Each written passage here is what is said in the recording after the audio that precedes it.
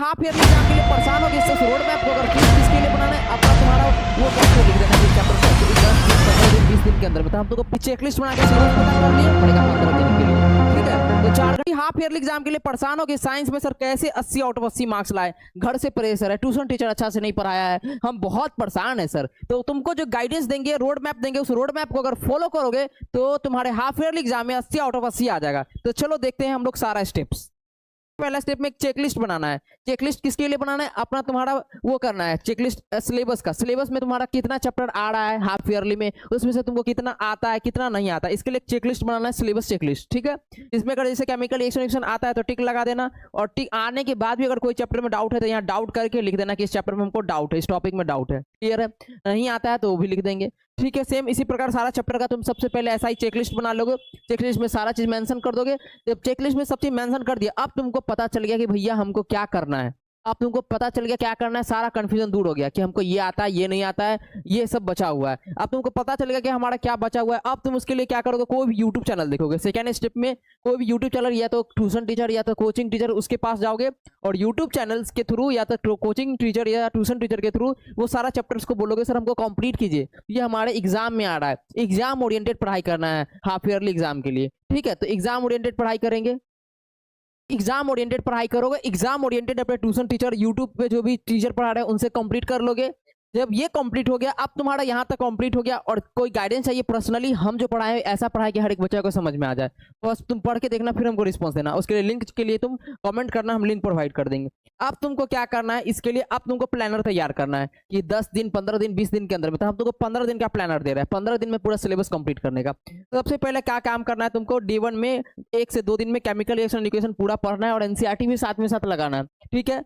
3-4 में तुम acid basis and salt कर सकते हो, फिर 5-6 में मेटल नॉन मेटल्स कर सकते हो। बहुत सारे बच्चों को मेटल नॉन मेटल्स नहीं भी आ रहा तो वो स्किप कर सकता है। उसके बाद डे 7-8 में लाइट के पास जाएंगे जिसमें रिफ्लेक्शन को कवर कर लेंगे। फिर 9 और 10 में रिफ्रैक्शन और ह्यूमन आई अगर कवर हो पाया तो कवर कर लेंगे, नहीं तो अगला दिन कवर कर लेंगे, ठीक है। और 11 से लेके 15 दिन 4 दिन केवल और केवल बायोलॉजी के लिए देंगे। अगर 4 दिन बायो में पूरा लाइफ प्रोसेस और कंट्रोल एंड कोऑर्डिनेशन इसको पूरा निचोड़ कर देंगे। ये सारा हम लोग कंप्लीट करा चुके हैं। इसका लिंक चाहिए तो कमेंट करना, या नंबर हम जो प्रोवाइड कर देंगे कमेंट में उस नंबर पे करना, व्हाट्सएप पे सारा चीज तुमको गाइड कर देंगे, ठीक है। क्या गाइडेंस दिए कि चेकलिस्ट बना के सिलेबस पता कर लिए, फिर तुमको चैलेंज दिए 15 दिन का चैलेंज, 15 दिन के चैलेंज में पूरा सिलेबस कंप्लीट करा दिए। अब तुम्हारा काम क्या है कि पूरा सिलेबस कंप्लीट होने के बाद क्वेश्चन प्रैक्टिस करना। इसके लिए तुमको पहले कॉन्सेप्ट समझ लिया था स्टेप में पूरा, ठीक है, वन शॉट कर लिया था, और खुद से एनसीईआरटी रीडिंग जो है खुद से करना है। ये स्टेप 1 में ध्यान में रखना है, एनसीईआरटी रीडिंग खुद से करना है भाई बैठ के, ठीक है। और उसके लिए एनसीईआरटी लाइनर एमसीक्यू वो हम प्रोवाइड करते हैं लाइव में। दूसरा स्टेप में अब एनसीईआरटी का रीडिंग करने के बाद लाइन बाय लाइन पढ़ने के बाद हाईलाइट करना इंपॉर्टेंट पॉइंट्स को। बहुत इंपॉर्टेंट है मेरे भाई, इंपॉर्टेंट पॉइंट को हाईलाइट करना बहुत ही इंपॉर्टेंट है, ठीक है। उसके अलावा क्या करेंगे अब, डायग्राम जो भी इंपॉर्टेंट डायग्राम उस डायग्राम को बनाएंगे, नोट्स तैयार कर लेंगे। नोट्स नहीं है तो हम लोग से ले लेना है तुमको, ठीक है। उसका शॉर्ट नोट्स जो है खुद से तैयार करना, नोट्स हम देंगे लेकिन शॉर्ट नोट्स तुमको खुद पढ़ के तैयार करना है जिससे तुम्हारा रिवाइज होगा, ठीक है। अब एनसीईआरटी क्वेश्चन सारा लगाना है। स्टेप 4 में सारा एनसीईआरटी का क्वेश्चन लगाना है। स्टेप 5 में आप एक्स्ट्रा क्वेश्चन करना है। एक्स्ट्रा क्वेश्चन कहाँ करवाते हैं, हम लोग भी करवाते हैं। सारा पीवाईक्यू हमसे बेटर यूट्यूब पे कोई नहीं देता है। पीवाईक्यू का कलेक्शन सबसे ज्यादा हम देते हैं, case based questions, assertion, reason, MCQ, numerical सब हम देते हैं। ये तुम करके देखना कोई बुक से। एमटीजी का बुक बहुत अच्छा मेरे ख्याल से आता है, एमटीजी का हम तुमको लिंक भी दे देंगे। उसके अलावा अगर तुमको दिक्कत हो रहा है तो सॉल्यूशन सारा हम मेरे पास है, वो वीडियोज हम तुमको दे देंगे। ये सारा चीज हो जाएगा। उसके अलावा जो मेन क्या क्या चीज ध्यान में रखना है, 80 आउट ऑफ 80 लाने के लिए क्या क्या करना है, इस टाइप का क्वेश्चंस करना है, ये ज्यादा इंपॉर्टेंट है। चलो आउट ऑफ 80 लाने के लिए एग्जैक्ट स्ट्रेटेजी देते हैं जो ध्यान में रखना है। तो सबसे पहला क्या करना है, एनसीईआरटी का बैक एक्सरसाइज लगाना है, ठीक है। चैप्टर कंप्लीट हो गया तो ठीक है, इसमें 100% पूरा कंप्लीट करना है, थोड़ा भी नहीं छोड़ना एक भी क्वेश्चन। उसके अलावा इंटेक्स क्वेश्चन सारा लगा लेना हर चैप्टर का। पीवाईक्यू लगाना पिछले 5 साल का, बहुत इंपॉर्टेंट है मेरे भाई।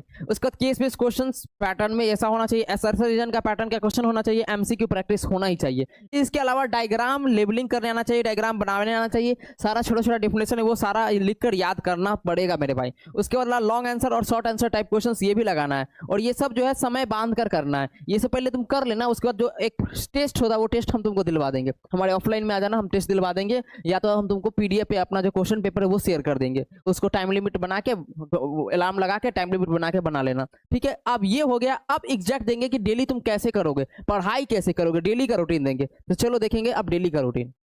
पढ़ाई का क्या रूटीन होना चाहिए। तो उसके लिए क्या करना है, डेली तुमको हम भाई 4 घंटा तुमसे मांग रहे हैं, 4 घंटा तुमको देना पड़ेगा 15 दिन के लिए, ठीक है। तो 4 घंटा में 1 घंटा तुमको 1.5x पे लगा के कोई भी लेक्चर देखना है, या तो खुद से एनसीईआरटी पढ़ के या तो नोट्स देके ट्यूशन टीचर किसी से कंप्लीट कर लेना है। 1 घंटा खुद से ही करना है, ज्यादातर बच्चा सेल्फ स्टडी करता है तो वो कर लेगा 1 घंटा में, ठीक है, वन शॉट देख वगैरह के, तो उसके बुक वगैरह पढ़ के। अब 1.5 घंटा काम करना है क्वेश्चन प्रैक्टिस पे, जिसमें एनसीईआरटी का इंटेक्स्ट क्वेश्चन होना चाहिए, बैक क्वेश्चन होना चाहिए, इतना दे दिया। अब 1 घंटा एक्स्ट्रा क्वेश्चंस पे करेंगे, जिसमें एक्स्ट्रा क्वेश्चन होगा, डायग्राम होगा, न्यूमेरिकल्स होगा। बहुत बच्चा इसी को छोड़ देता है और न्यूमेरिकल्स आता है एग्जाम में फिर रोने लग जाता है, बहुत सारी गर्ल्स के साथ ऐसा होता है। अब 0.5 घंटा यानी आधा घंटा रिवीजन करेंगे, वापस रिकैप करेंगे, फॉर्मूला, डेफिनेशन, राइटिंग, मिस्टेक देखेंगे नोटबुक में कि क्या क्या चीज मिस्टेक किए हैं। जब ये सब बनाएंगे तो कुछ ना कुछ मिस्टेक्स होगा ही, उस मिस्टेक्स को मिस्टेक कॉपी में लिख देना है, डायरी में लिख देना मिस्टेक करके। और इतना चीज अगर कर लेते हो मेरे भाई तो हर चैप्टर जो है तुम्हारा बहुत अच्छे से कंप्लीट हो गया है। अब तुमको काम करना है, एग्जाम हॉल में जाके 80 आउट ऑफ 80 लाना है, और वो आएगा ही आएगा। तो सारा चीज हम लोग ये प्लानर और सब गाइडेंस जो है तुमको हम व्हाट्सएप पे गाइड करेंगे। उसके लिए नंबर जो है कमेंट में मिल जाएगा तुमको, नंबर कमेंट में, तो वहां से नंबर ले लेना, व्हाट्सएप पे मैसेज कर देना और चैनल को सब्सक्राइब कर लेना। वहाँ पूरा तुमको फैसिलिटीज मिलता है, चाहे हाई क्वालिटी का lectures, NCERT questions, PYQ questions, daily revision तुमको अब देने वाले हैं हम शॉर्ट्स में, तो सारा फैसिलिटीज मिलता है। बस सब्सक्राइब कर लेना। Thank you so much.